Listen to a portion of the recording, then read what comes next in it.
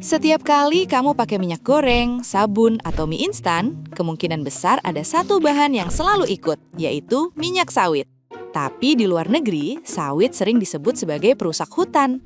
Pertanyaannya, ini komoditas penyelamat ekonomi Indonesia atau sebenarnya masalah besar? Jawabannya nggak sesimpel yang sering kita dengar. Dan untuk ngerti kenapa sawit bisa jadi sangat kontroversial, kita harus balik ke awal ceritanya, ke satu tempat yang nggak pernah disangka.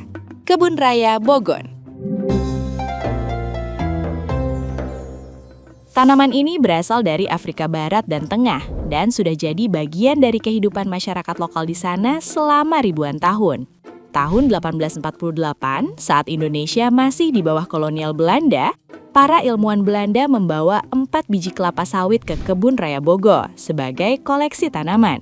Biji ini kemudian berhasil tumbuh. Selama beberapa dekade berikutnya, sawit awalnya ditanam cuma sebagai tanaman penelitian atau koleksi, bukan sebagai tanaman komersial besar. Perkebunan pertama dan perkembangan awal.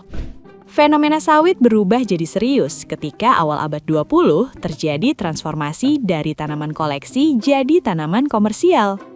Tahun 1911, sawit mulai dibudidayakan dengan skala komersial di pantai timur Sumatera, termasuk Deli, Asahan, Aceh, oleh pelopor seperti Adrian Hellet dari Belgia dan dilanjutkan oleh beberapa perusahaan Eropa.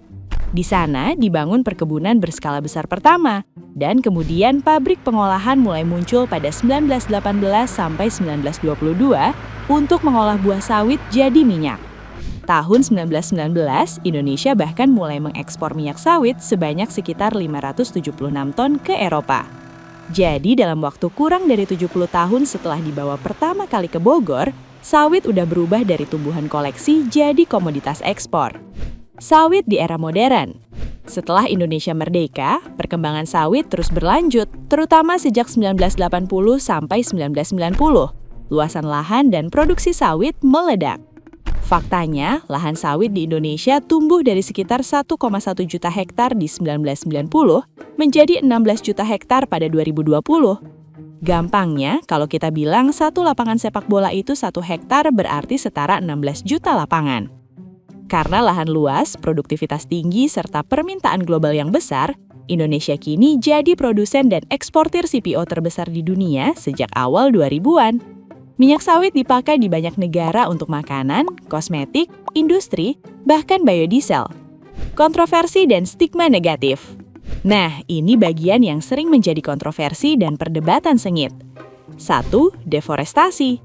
Banyak organisasi lingkungan bilang ekspansi perkebunan sawit menyebabkan hutan hilang, dan itu berdampak pada habitat satwa, karbon, serta iklim. Data ilmiah menunjukkan bahwa perlu hati-hati membedakan antara deforestasi dan perubahan lain-lain. Sebagian lahan sawit berada di area yang terdegradasi atau bukan hutan primer. Tetapi memang ada juga konversi lahan hutan primer yang kontroversial.